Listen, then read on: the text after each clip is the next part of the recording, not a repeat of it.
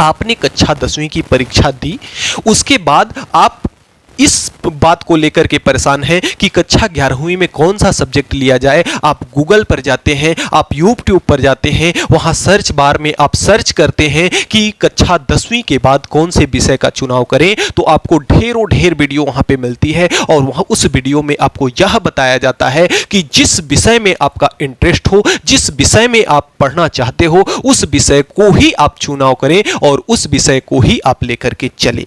और दूसरी चीज कि यदि आप यूनिवर्सिटी में जाते हो, अपने स्कूल में जाकर के पूछते हो, तो वहाँ या आपके समाज की पुरानी मानसिकता है कि बेटा यदि आप 60% से ऊपर आए हो तो निश्चित तौर पर आप साइंस ले लो, और यदि आप सेकेंड डिवीजन 50 से ऊपर और 60 से नीचे पाए हो तो कॉमर्स ले लो, और यदि आप 50 से नीचे हो तो आप किसी काम के नहीं हो, आर्ट ले लो। तो मैं आपको केवल एक चीज बताना चाहूंगा कि कोई भी, चाहे साइंस हो, चाहे आर्ट हो, चाहे कॉमर्स हो, कोई भी स्ट्रीम आपका छोटा नहीं होता, कोई भी स्ट्रीम आपका बड़ा नहीं होता। हर एक स्ट्रीम के अंतर्गत बहुत सारी महान हस्तियां आपको मिलेंगी जो एकदम बेहतर से बेहतर परफॉर्मेंस की हैं और आज के डेट में वे टॉप लेवल तक गई हुई हैं। तो कोई भी स्ट्रीम आपका छोटा या बड़ा नहीं होता, बस आपको चुनाव करना है केवल एक लक्ष्य का। और मैं कहता हूं यदि आप मेरे हिसाब से चलेंगे और यदि आप मेहनत करने वाले छात्र हैं, यदि आप मेहनत करने वाले छात्र हैं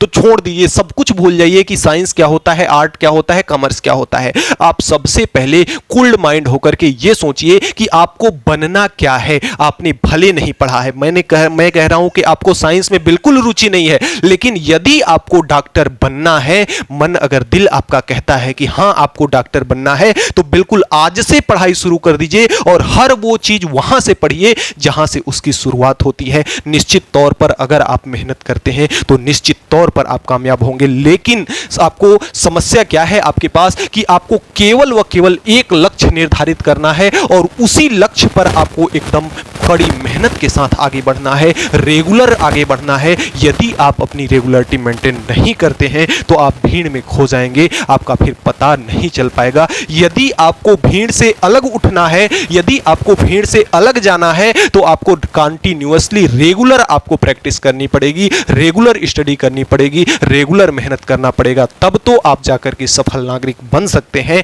अन्यथा फिर भीड़ का हिस्सा आप बन जाएंगे और फिर कोई मतलब नहीं होगा। इसलिए अपना कोई एक गोल सेट करें, अपना कोई एक लक्ष्य निर्धारित करें और उस लक्ष्य के प्रति हमेशा के लिए आप सजग हो जाएं और जब तक फोड़ेंगे नहीं तब तक छोड़ेंगे नहीं, इस नारा को आप लीजिए और अपने लक्ष्य के प्रति आगे बढ़िए। और ध्यान रहे कि कंटिन्यूअसली चाहे कुछ भी हो जाए, आकाश के तारे चाहे समुद्र में चले जाएं और मणिक समुद्र में हो आकाश में चले जाएं, मगर आप वो मत बनना जो अपनी बात से मुकर जाए। आज ही खुद में आप एक फैसला कर लो कि हाँ मुझे ये करना है और आज से ही उस लक्ष्य पर आप एकदम कायम हो जाओ, उस लक्ष्य पर आप अपने चल दो, उस सफलता के मार्ग पर आप चल दो। कड़ी मेहनत के साथ आपको कोई भी सफल बनने से रोक नहीं पाएगा। जैसे आप कक्षा 10वीं में पास करके कक्षा 11वीं में जाते हैं तो आपके पास फिर कई रास्ते हो जाते हैं कि आपको किस रास्ते पे चलना है, और इस रास्ते को चुनना थोड़ा सा लोगों के लिए होता है कठिन। अगर आप भगवान भरोसे अटकने वाले हो तो आप क्या करो कि जिस विषय में आपकी रुचि हो उस विषय को आप ले लो और उस विषय को पढ़ना शुरू कर दो। लेकिन यदि आप मेहनत करने वाले हो, आपको ऐसा लगता है कि ऐसी कोई चीज नहीं है, और ऐसा है भी कि ऐसी कोई चीज नहीं है जिसे आप हासिल न कर सको, बस आपके दिल में सच्ची लगन होनी चाहिए। तो यदि आप उन छात्रों में से हैं कि जो आपको यह लगता है कि मैं कुछ भी कर सकता हूं, अपने मेहनत के बलबूते मैं कुछ भी हासिल कर सकता हूं, तो उन बच्चों के लिए मेरी यही राय है कि आप बस एकदम चिल्ड माइंड करके पहले आप ये सोचिए कि आपको बनना क्या है। आपको बनना क्या है जब आप अपने गोल को सेट कर लेंगे कि हाँ हमें ये बनना है, तो इस वीडियो के अंतर्गत कला वर्ग और वाणिज्य वर्ग और आपके विज्ञान वर्ग, तीनों वर्ग के बारे में, तीनों साइड के बारे में डिटेल में बताया गया है कि कौन से विषय आपको पढ़ना है और किस किस विषय में कौन सी जॉब अपॉर्चुनिटी आपको मिलने वाली है। तो आइए हम समझते हैं। सबसे पहले अगर आप 11th में जाते हैं तो वहां पे आपको 3 स्ट्रीम का चयन करना होता है। पहला तो आपका हो जाता है आर्ट यानी कि कला वर्ग, आर्ट साइड यानी कि कला वर्ग, और दूसरा आपका होता है साइंस, दूसरा आपका क्या होता है साइंस वर्ग यानी कि विज्ञान वर्ग, और तीसरा आपका होता है कॉमर्स। तीसरा आपका क्या होता है कॉमर्स होता है। तो तीसरा वर्ग आपका होता है कॉमर्स। यदि आप आर्ट वर्ग लेते हो तो आर्ट वर्ग में आपको अलग अलग विभिन्न सब्जेक्ट पढ़ना पड़ेगा। दूसरी चीज़ मैं आपको बता दूं कि लोग कहते हैं कि आर्ट वाले मतलब एकदम निकम्मे होते हैं, तो मैं आपको बताना चाहता हूं कि जो हमारे इंडिया का सबसे टॉप लेवल का जो एग्ज़ाम होता है जिसे हम IAS कहते हैं, इंडियन एडमिनिस्ट्रेटिव सर्विसेज जिसे हम कहते हैं, वह इंडिया का सबसे बड़ा एग्ज़ाम है। और यदि आप एनालिसिस करें तो उस एग्ज़ाम में आर्ट के जो बच्चे हैं ना सबसे ज़्यादा क्वालिफाइड होते हैं। सबसे ज़्यादा क्वालिफाइड बच्चे IAS के एग्ज़ाम में आर्ट वाले ही होते हैं। तो आर्ट को आप हल्के में मत लीजिएगा, बहुत सारे क्षेत्र हैं आर्ट के, आप वहाँ से जाकर आर्ट पढ़ करके कुछ भी बन सकते हैं। तो ये मानसिकता तो पहले निकाल दीजिए कि जो कमज़ोर होते हैं, जो एबल नहीं होते हैं, वे आर्ट लेते हैं। तो इस तरह की धारणा आप बिल्कुल अपने मन से निकाल दीजिए। बाकी इस वीडियो के अंतर्गत आर्ट में आपको कौन कौन सा सब्जेक्ट पढ़ना है, कौन कौन सी जॉब अपॉर्चुनिटी है आपके लिए, ये सब चीज़ों का डिस्कस किया जाएगा। दूसरा आता है आपका साइंस वर्ग। साइंस वर्ग में आपका विज्ञान वर्ग आता है। विज्ञान वर्ग में आपको क्या क्या पढ़ना है, और फिर अगर कॉमर्स लेते हैं तो कॉमर्स वर्ग में आपको क्या क्या पढ़ना है, यह चीज़ आपको क्या होगा बताया जाएगा। तो सबसे पहली चीज़ अगर मैं बात करूं, सबसे पहले वर्ग की बात करूं साइंस वर्ग की, तो आइए हम समझते हैं किस वर्ग को, आपके साइंस। तो यदि आपको सबसे पहला अगर साइंस वर्ग के में अगर आप जाना चाहते हैं, साइंस साइड को अगर लेना चाहते हैं, साइंस स्ट्रीम को अगर लेना चाहते हैं, तो वहाँ तो सबसे पहला चीज़ कि आपको 2 विषय पढ़ना होगा जो कि अनिवार्य होगा। तो वह दोनों विषय कौन कौन से हैं? एक तो आपका इंग्लिश है, एक तो आपका क्या है इंग्लिश है, और दूसरा आपका क्या है, दूसरा आपका हिंदी है। यह दोनों ही क्या है आपके अनिवार्य विषय हैं। और इसके साथ साथ 2 अनिवार्य विषय और हैं, 2 अनिवार्य विषय और हैं आपके। एक तो आपका फिजिक्स है, एक आपका क्या है फिजिक्स है, और दूसरा आपका क्या है, दूसरा आपका केमिस्ट्री है। दूसरा आपका क्या है केमिस्ट्री है। तो ये जो दो आपके दोनों हैं, यह कैसे विषय हैं, यह आपके दोनों ही कैसे विषय हैं, दोनों ही आपके अनिवार्य सब्जेक्ट हैं। यानी कि इन दोनों को और इन दोनों को तो आपको लेना ही लेना पड़ेगा। यदि आप साइंस वर्ग लेते हैं तब, विज्ञान वर्ग लेते हैं तब। इसमें 2 सब्जेक्ट आपके ऑप्शनल भी होते हैं, इसमें 2 सब्जेक्ट आपके ऑप्शनल होते हैं। एक तो आपका होता है कौन सा, एक तो आपका होता है बायोलॉजी, एक तो आपका क्या होता है बायोलॉजी होता है, और दूसरा आपका होता है मैथमेटिक्स। दूसरा आपका क्या होता है मैथमेटिक्स। और यह कैसे सब्जेक्ट होते हैं, ऑप्शनल सब्जेक्ट होते हैं। ये कैसे सब्जेक्ट होते हैं, ऑप्शनल सब्जेक्ट। यानी कि आप जब कक्षा 11वीं में जाएंगे और विज्ञान वर्ग जब आप लेंगे तो वहां पे आपको 4 सब्जेक्ट ये जो कि आपको लिए अनिवार्य होंगे, और यह दोनों ऑप्शनल होगा। यानी चाहे तो आप इस स्ट्रीम को ले सकते हैं, चाहे तो आप बायोलॉजी, चाहे तो आप मैथमेटिक्स, यानी इन दोनों में से एक को चूज करना है। तो यानी कि 4 विषय ये रहेंगे ही रहेंगे। इसके साथ यदि आप बायोलॉजी लेते हैं तो English, Hindi, physics, chemistry, biology, और यदि आप मैथमेटिक्स लेते हैं तो इंग्लिश, हिंदी, फिजिक्स, केमिस्ट्री और मैथमेटिक्स ये होता है। अब यानी कि आप जैसे ही साइंस वर्ग आप चयन करते हैं तो साइंस वर्ग आपका 2 भागों में बढ़ जाता है। एक तो आपका होता है PCB और दूसरा आपका होता है PCM। दूसरा आपका क्या होता है PCM होता है। अब PCB की अगर मैं बात करूं तो PCB, P फॉर क्या होता है फिजिक्स, P फॉर क्या होता है आपका फिजिक्स होता है, और C फॉर आपका होता है क्या, C फॉर आपका होता है केमिस्ट्री होता है, और B फॉर क्या होता है आपका, B फॉर होता है बायोलॉजी। B फॉर क्या होता है बायोलॉजी। फिजिक्स का मतलब होता है भौतिक विज्ञान, भौतिक वस्तुएं जैसे दिन और रात का होना, और सूर्य का उगना, आकाश में बादलों का मड़लाना, और आकाश में तारों का टिमटिमाना, आकाश में बरसात के दिनों में इंद्रधनुष का बनना, ये रात और दिन का होना, हमारे द्वारा बोले गए वचन आपके कानों तक पहुंचना, आपकी आंखों द्वारा हमें देख पाना, ये सारी चीजें क्या है भौतिक चीजें हैं। और ये हम सारी चीजें कैसे कैसे कर पा रहे हैं, हम कैसे चल ले रहे हैं, हम इस ग्रीन बोर्ड पर कैसे लिख ले रहे हैं, यह सारी चीजें भौतिक चीजें हैं। और इन चीजों के बारे में जो विज्ञान की शाखा अध्ययन कराती है उसे हम कहते हैं फिजिक्स।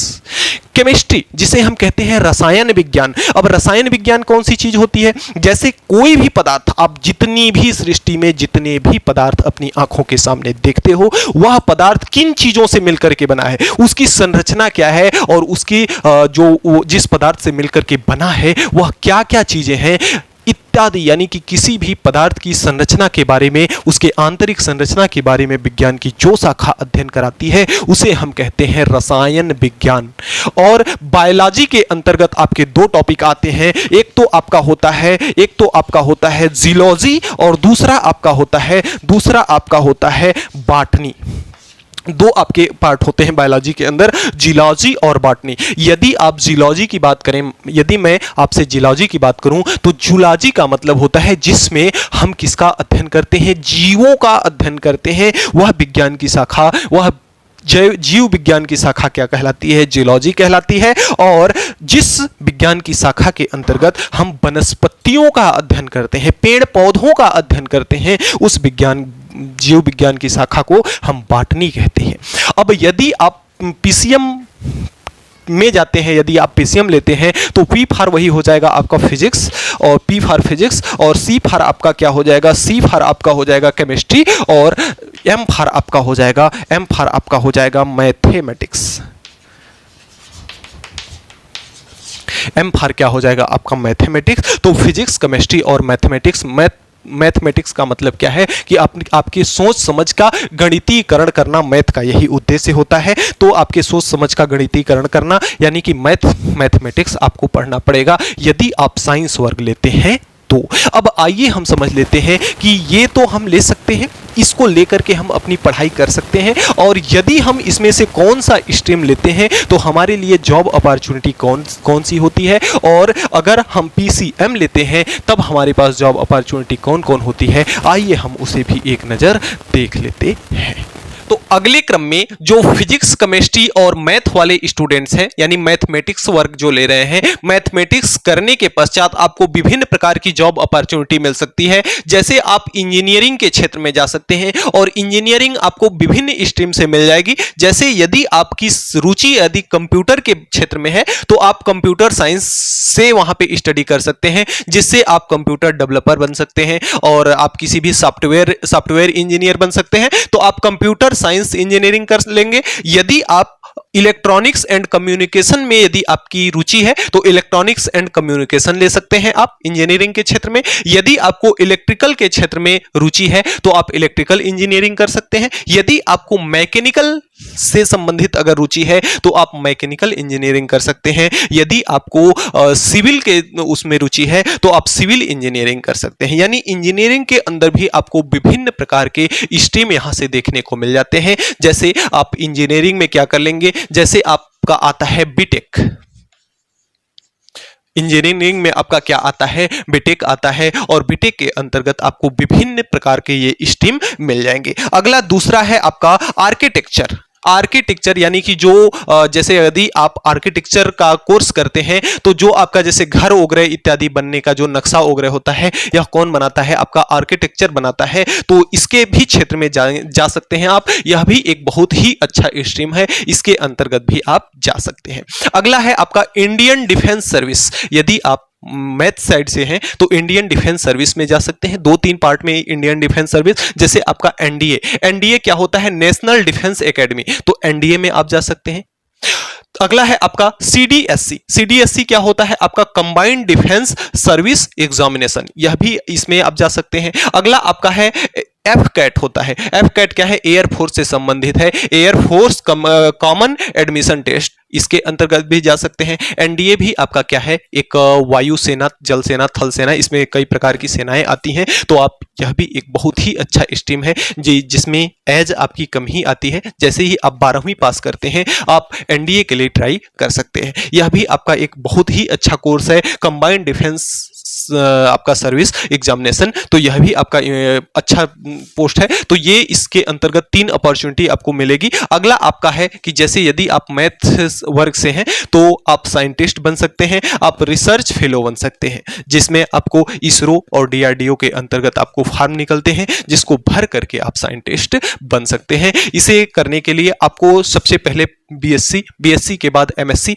एमएससी के बाद आपको पीएचडी वगैरह करना होगा। पीएचडी वगैरह करके आप रिसर्च के अंतर्गत जा सकते हैं, रिसर्च सेंटर में जा सकते हैं, या आप साइंटिस्ट बन सकते हैं। तो इस प्रकार से आप पीसीएम अगर लेते हैं तो इस प्रकार से आपको स्ट्रीम वहां पे देखने को मिलेंगे और इस प्रकार से स्ट्रीम का चुनाव कर सकते हैं। यदि आप पीसीबी लेते हैं, फिजिक्स, केमिस्ट्री और बायोलॉजी से अगर आप पढ़ते हैं तो आपको क्या क्या जॉब अपॉर्चुनिटी मिलेगी। आप डेंटिस्ट्री में जा सकते हैं, यानी कि जो दंत चिकित्सा होता है उसमें जा सकते हैं। बायोटेक्नोलॉजी में जा सकते हैं, बहुत ही अच्छा स्ट्रीम है, आप बायोटेक्नोलॉजी में जा सकते हैं। आप मेडिसिन एंड सर्जन विभाग में आप जा सकते हैं, मेडिसिन एंड सर्जन विभाग में जा सकते हैं। आप बॉटनी पढ़ सकते हैं, बॉटनी में जैसा कि हमने बताया, बॉटनी के अंतर्गत हम वनस्पतियों के बारे में पढ़ेंगे, वनस्पतियों के बारे में पढ़ेंगे, तो बॉटनी के अंतर्गत आप जा सकते हैं। जियोलॉजी के अंतर्गत जीव विज्ञान हम पढ़ते हैं, सॉरी जीवों के बारे में, जीव विज्ञान तो यह भी है, यह भी है। तो बॉटनी के अंतर्गत हम वनस्पतियों के बारे में और जियोलॉजी के अंतर्गत हम किसके बारे में पढ़ते हैं, जीवों के बारे में पढ़ते हैं।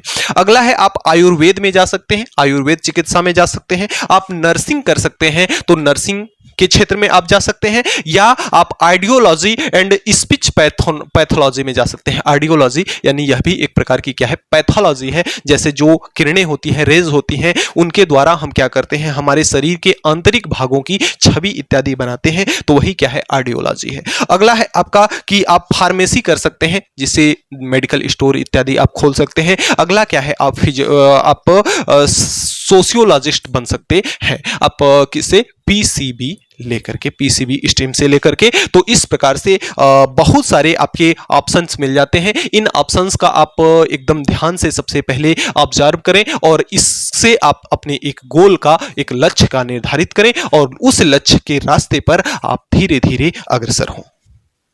तो यदि आप अगले क्रम में कॉमर्स स्ट्रीम यदि आप लेते हैं, यानी कि वाणिज्य वर्ग अगर लेते हैं, तो वहां पे आपको 4 सब्जेक्ट जो होंगे वह आपको अनिवार्य रूप से देखने को मिलेंगे, जिसे हम क्या कहते हैं, मुख्य विषय, जिसे हम क्या कहते हैं, मुख्य विषय। और इसके साथ साथ कुछ सहायक विषय भी होंगे जो कि आपके ऑप्शनल होंगे, आप इसमें से जो भी मर्जी चाहें उसको आप ले सकते हैं। तो ये 4 विषय होंगे, जिसमें आपका सबसे पहला विषय है अकाउंटेंसी। उसमें आपको किसी भी व्यक्ति के खाते से संबंधित जानकारी, जैसे कि आपका खाते का स्टेटमेंट निकालना, खाते से संबंधित जो कटौती होती है, जो बचत होती है, जो ब्याज दर होती है, इत्यादि के बारे में किसके अंतर्गत आप पढ़ेंगे, अकाउंटेंसी के अंतर्गत पढ़ेंगे। अगला है आपका बिजनेस स्टडीज। तो देखिए, बिजनेस स्टडीज के अंतर्गत आपको विभिन्न प्रकार के बिजनेस तरीके के बारे में बताया जाएगा कि बिजनेस आपको किस प्रकार से करना चाहिए और बिजनेस में आपको किन किन बातों का ध्यान रखना चाहिए। ये सारी चीजें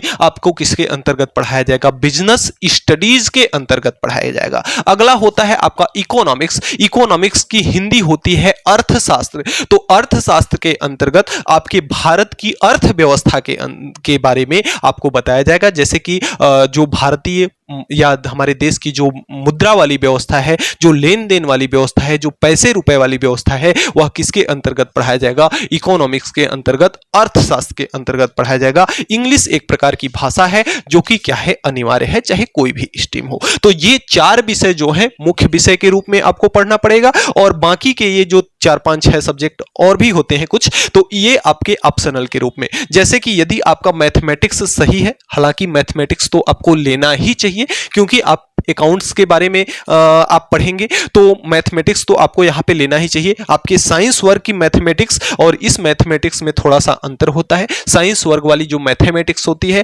उसका लेवल थोड़ा हाई होता है, यह आपको नॉर्मल मैथमेटिक्स यहां मिल जाएगी, तो नॉर्मल मैथमेटिक्स आप लें यहां पर। अगला है आपका इंफॉर्मेटिक्स प्रैक्टिस, सूचना विज्ञान जिसे हम कहते हैं इंफॉर्मेटिक्स, यानी कि सूचना विज्ञान से संबंधित कुछ आपके प्रैक्टिस होंगे, उनको आपको पढ़ाया जाएगा। कंप्यूटर साइंस, आपको कंप्यूटर के बारे में बताया जाएगा। फिजिकल साइंस यानी शारीरिक शिक्षा तो इंपॉर्टेंट है ही, हमारा शरीर ही तो सब है, शरीर अगर बचा है तो सब कुछ है, तो आपको फिजिकल साइंस के भी बारे में, फाइन आर्ट यानी कि ललित कला के बारे में भी आपको बताया जाएगा, तो आप ललित कला के भी जा सकते हैं उसमें भी। अगला है आपका लैंग्वेज स्टडीज, जैसे भाषा का अध्ययन कराया जाएगा, जैसे भाषा में क्या, जैसे आपका हिंदी हो गया, जर्मन हो गया, फ्रेंच हो गया, तो इत्यादि, मतलब जिस भाषा का आप चयन करेंगे, जिस भाषा को आप सीखना चाहेंगे, तो एक भाषा के रूप में भी एक सब्जेक्ट आप वहां पे ले सकते हैं। तो ये हमारे कॉमर्स के कुछ सब्जेक्ट्स रहे। अब आइए इनसे संबंधित कुछ हम जॉब अपॉर्चुनिटी की बात कर लेते हैं। थोड़ा सा मैं आपको लिख देता हूं, फिर इससे संबंधित जॉब अपॉर्चुनिटी को आपको समझाता हूं कि आप इन विषयों का अध्ययन करने के पश्चात कौन कौन से जॉब वाले फील्ड में जा सकते हैं। जब आप कॉमर्स स्ट्रीम का जब चुनाव करते हो तो आपको विभिन्न प्रकार की अपॉर्चुनिटी यहां पे मिलती है और आप कॉमर्स पढ़ करके आप विभिन्न प्राइवेट सेक्टरों में, अधिक से अधिक प्राइवेट सेक्टरों में जा सकते हैं और अच्छा से अच्छा आप मनी अर्न कर सकते हैं। जैसे आप चार्टर्ड अकाउंटेंट बन सकते हैं, आप मार्केटिंग मैनेजर बन सकते हैं, मानव संसाधन प्रबंधक बन सकते हैं, ह्यूमन रिसोर्सेस मैनेजर आप बन सकते हैं, इन्वेस्टमेंट बैंकर आप बन सकते हैं। अगला है चार्टर्ड फाइनेंशियल एनालिस्ट बन सकते हैं आप, और सर्टिफाइड पब्लिक अकाउंटेंट बन सकते हैं। ये सब आपके प्राइवेट सेक्टर में कंपनियां रखती हैं। और कास्ट अकाउंटेंट बन सकते हैं, बिजनेस अकाउंटेंट और कराधान विशेषज्ञ आप बन सकते हैं, रिटेल मैनेजर आप बन सकते हैं, किसी भी कंपनी का सेक्रेटरी बन सकते हैं, निजी वित्तीय सलाहकार बन सकते हैं। किसी भी जैसे जो बड़े आदमी होते हैं, उद्योगपति होते हैं, वह एक वित्तीय सलाहकार रखते हैं तो उनका भी वेतन ठीक ठाक देते हैं, तो किसी के भी आप वित्तीय सलाहकार बन सकते हैं, शोध विश्लेषज्ञ बन सकते हैं, उद्यमी बन सकते हैं और मुख्य कार्यकारी अधिकारी यानी CEO बन सकते हैं। तो इतनी सारी आपके कॉमर्स वर्ग में अपॉर्चुनिटी है। इसके अलावा जब आप कॉमर्स वर्क कर सकते हैं ना, बैंकिंग में आप जा सकते हैं, बैंकिंग से संबंधी अकाउंटेंसी वगैरह आप कर रहे हैं, अकाउंटेंसी वगैरह आपको अच्छा से आता है, तो बैंक आपको जॉब अपॉर्चुनिटी करता है जिससे आप बैंकिंग के क्षेत्र में जा सकते हैं। और विभिन्न प्राइवेट सेक्टर में आप अपना खुद का बिजनेस कर सकते हैं, वीडियो मार्केटिंग कर सकते हैं आप, मतलब कई प्रकार के बहुत सारे रास्ते आपके कॉमर्स साइड से भी मिल जाते हैं जिसे आप करके अच्छे से अच्छा पैसा अर्न कर सकते हैं। तो इस प्रकार से हम कॉमर्स साइड को समझ सकते हैं। अब आइए एक नजर हम डाल लेते हैं आर्ट साइड पर भी। तो अगले क्रम में आइए हम कला वर्ग को थोड़ा समझ लेते हैं। कला वर्ग में देखिए विभिन्न प्रकार के बहुत सारे विषय होते हैं। उन विषयों में से आपको अपनी इच्छा के अनुसार चुनाव करना होता है। जैसे आपको पढ़ना होता है हिस्ट्री का मतलब होता है, हिस्ट्री की हिंदी होती है इतिहास। इति का मतलब बीता हुआ, हास मतलब बातें, जो बातें बीत चुकी है हमारे देश के बारे में, हमारे और भी पूर्वजों के बारे में, राजा महाराजाओं के बारे में, देश के सिस्टम के बारे में, जो चीजें बीत गई है उनका अध्ययन हम किसके अंतर्गत करते हैं? हिस्ट्री के अंतर्गत। और जो चीज बीत गई होती हैं उन्हें हम कहानी के रूप में जब पढ़ते हैं तो बहुत मजा आता है पढ़ने में, इसलिए हिस्ट्री आपका एक इंटरेस्टिंग सब्जेक्ट है। दूसरा आपका होता है इकोनॉमिक्स, जिसे हम कहते हैं अर्थशास्त्र।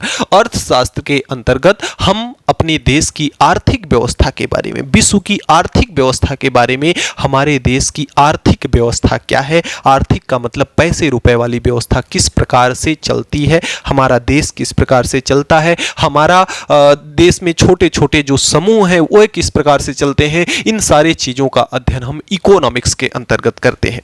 तीसरा है आपका जियोग्राफी, जिसे हम कहते हैं भूगोल। भूगोल के अंतर्गत हम अपनी धरती माता से संबंधित होने वाली क्रियाओं के बारे में, धरती माता के अंतर्गत क्या क्या हो रही है, हमारे इस भूगोल के अंतर्गत क्या क्या चीजें हैं, दिन रात का होना किस प्रकार से है, ये सब चीजों का अध्ययन हम जियोग्राफी के अंतर्गत करते हैं। चौथा है पॉलिटिकल साइंस। पॉलिटिकल साइंस पढ़ करके आप राजनीतिक क्षेत्र में जा सकते हैं। पॉलिटिकल साइंस का मतलब होता है राजनीतिक विज्ञान।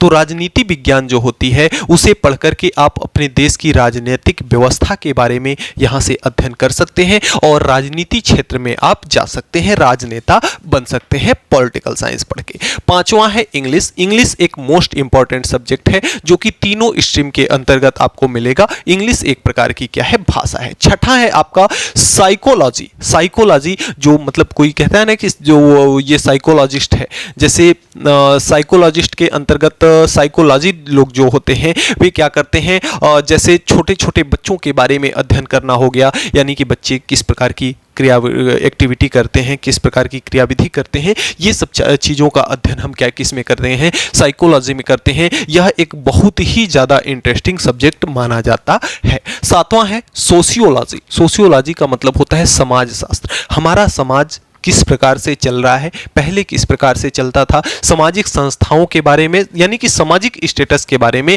कौन अध्ययन कराता है, आपका सोशियोलॉजी कराता है। अगला है आपका फिलॉसफी। फिलॉसफी पढ़ करके आप दार्शनिक बन सकते हैं। जैसे महान दार्शनिक हुआ करते थे, अपना विशेष प्रकार का सिद्धांत देते थे, उनका सोचने समझने की एक मानसिक क्षमता को विकास करने की अद्भुत शक्ति होती है किसके अंतर्गत, फिलॉसफी के अंतर्गत। तो फिलॉसफी के अंतर्गत ये सब चीजें पढ़ाई जाती हैं। नौवां जैसे म्यूजिक, डांस इत्यादि भी आपके आर्ट का एक पार्ट है। अगला है आपका human right and gender studies. Human right जैसे कि मानवाधिकार की जो बात करता है कि हम क्या है, मानव है, हमारे कुछ अधिकार बनाए गए हैं, वे अधिकार क्या है। जेंडर स्टडीज यानी कि ये जेंडर वाइज कि मनुष्य के क्या अधिकार हैं, नर के क्या अधिकार हैं और मादा के क्या अधिकार हैं।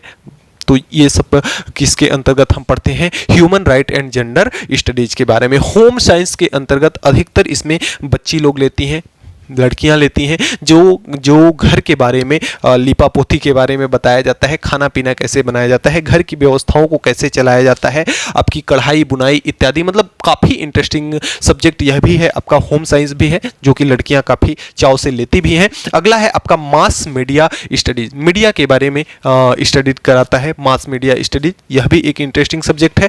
और अगला है आपका फिजिकल स्टडीज यानी कि शारीरिक शिक्षा। देखिए, जो आर्ट के सब्जेक्ट है ना, वास्तव में दैनिक जीवन से सभी संबंधित हैं और एकदम कमाल के विषय हैं सब। और ये आपका है फिजिकल स्टडीज यानी कि शारीरिक शिक्षा। अगला है आपका फैशन स्टडीज।